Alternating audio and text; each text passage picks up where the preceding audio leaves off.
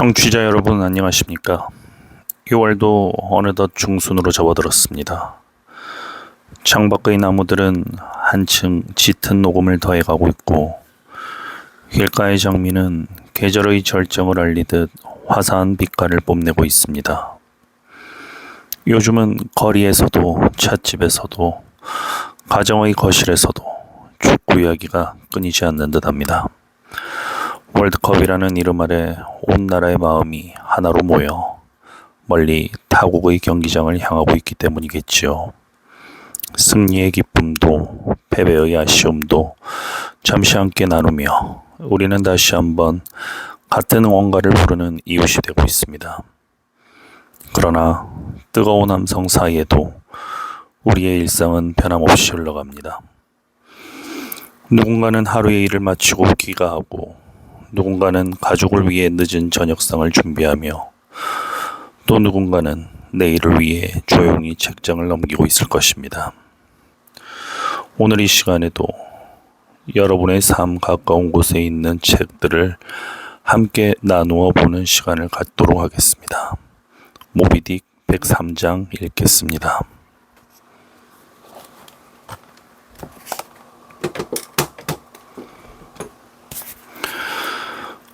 고래뼈대의 치수. 고래뼈대의 크기를 제시하기 전에 우선 이 고래가 살아있을 때의 크기를 자세하고 분명하게 말해두고 싶다. 여기서는 그런 설명이 상당히 유용할 듯 싶다. 내가 주의 깊게 계산한 바에 따르면 또한 어느 정도는 스코스비 선장의 판단에 근거하여 말한다면 몸 길이가 18m인 초대형 그린란드 고래의 무게는 70톤 정도라고 보아야 한다. 내가 주의 깊게 계산한 바에 따르면 초대형 향유고래는 몸 길이가 25m 내지 27m이고 몸통 둘레는 12m가 조금 못 된다. 이런 고래의 무게는 적어도 90톤은 나간다. 따라서 13명의 몸무게를 1톤으로 계산한다면 그 고래는 1100명의 주민을 가진 마을의 총 인구 무게보다 훨씬 무겁다. 그러면 육지 사람들이 상상하기에 이 거대한 고래를 조금이라도 움직이게 하려면 멍에를 맨 가축 같은 뇌를 거대한 고래에 부여해야 한다고 생각하지 않는가? 나는 이미 고래의 두개골, 분수공, 아가리, 이빨, 꼬리, 이마, 지느러미, 기타 여러 부분을 다양한 방식으로 제시했기 때문에 여기서는 전체적인 뼈대에서 가장 흥미있는 점만 지적하기로 하겠다. 하지만 고래의 거대한 두개골은 전체 뼈대에서 아주 큰 부분을 차지하며 게다가 가장 복잡한 부분이기 때문에 여기서는 두개골에 관해 되풀이 설명하지는 않겠지만 여러분은 그것을 항상 염두에 두거나 겨드랑이에 끼고 있어야 한다. 그러지 않으면 우리가 지금부터 살펴보려는 전체 구조를 완전히 이해할 수 없을 것이다. 트랑코 섬에 있는 향유고래 뼈대의 전체 길이는 22m 정도였다. 따라서 살아서 살이 붙은 채 몸을 쭉 뻗고 누워있다면 27m는 될 것이다. 고래의 뼈대는 살아있는 몸뚱이에 비해 길이가 5분의 1쯤 줄어들기 때문이다. 이 22m 가운데 두개골과 주둥이가 거의 7m를 차지하고 나머지 15m는 등뼈가 된다. 이 등뼈의 약 3분의 1 정도에 한때 생명기관을 감싸고 있었던 거대하고 둥근 바구니 모양의 갈빗대가 붙어있다. 이 거대한 상아빛 늑골로 둘러싸인 가슴과 거기에서 직선으로 멀리까지 뻗어나간 길고 단조로운 척추는 조선소의 작업대 위에 놓여서 벌거벗은 늑체가 뱃머리에 수목에쯤 끼워진 거대한 배의 선체와 비슷했다. 용굴은 당분간은 어디에도 연결되지 않은 기다란 목재일 뿐이다. 갈비뼈는 한쪽에 10개씩 있었다. 목에서 첫 번째 갈비뼈는 길이가 거의 1.8m였다. 두 번째, 세 번째, 네 번째로 갈수록 점점 길어져서 다섯 번째, 즉 가운데 갈비뼈는 2.5m가 조금 넘는 길이었다. 다음 갈비뼈부터 차츰 짧아져서 마지막인 10번째 갈비뼈는 1.5m 정도밖에 안 되었다. 굵기는 대체로 길이와 비례한다. 가운데 갈비뼈가 가장 많이 휘어져 있었다.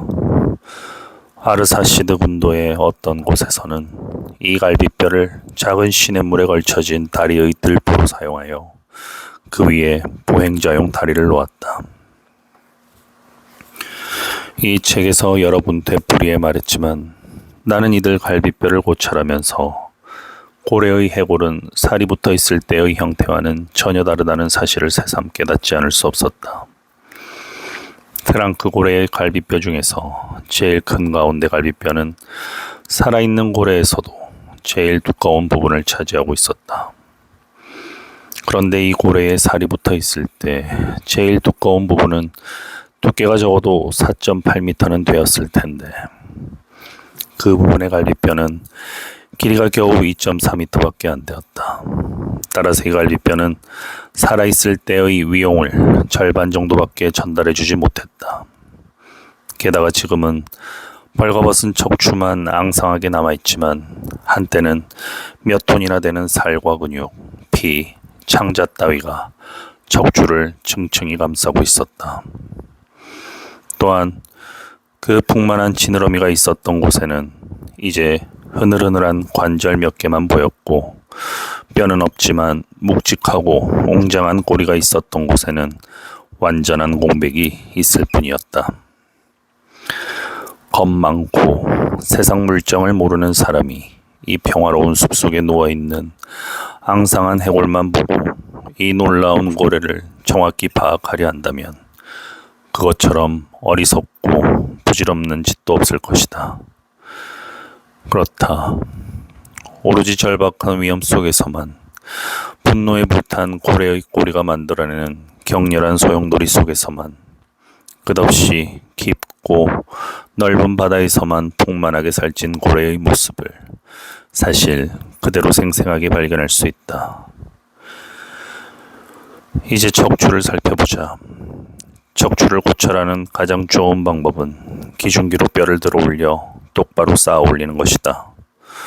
손쉽게 할 수 있는 작업은 아니다. 그러나 일단 작업이 끝나면 폼페이의 기둥과 아주 비슷해 보인다. 척추골은 모두 40여 개인데 해골에서는 서로 연결되어 있지 않다.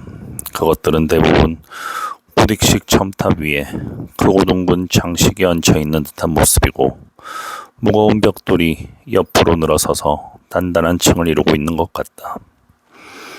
한가운데에 있는 가장 큰 척추골은 너비가 90cm가 조금 못되고 두께는 1.2m가 넘는다. 꼬리 쪽으로 갈수록 점점 가늘어져서 제일 작은 척추골은 너비가 겨우 5cm밖에 안 되기 때문에 하얀 당구공처럼 보인다. 이보다 작은 척추골이 몇 개 더 있었는데 사제의 개구쟁이 아이들이 훔쳐서 공기놀이를 하다가 잃어버렸다는 말을 들었다. 지상에서 가장 거대한 생물의 등뼈라 해도 마지막에는 코올리게 아이들의 장난감으로 전락하고 마는 것이다. 모비딕을 여기까지 읽겠습니다. 고맙습니다.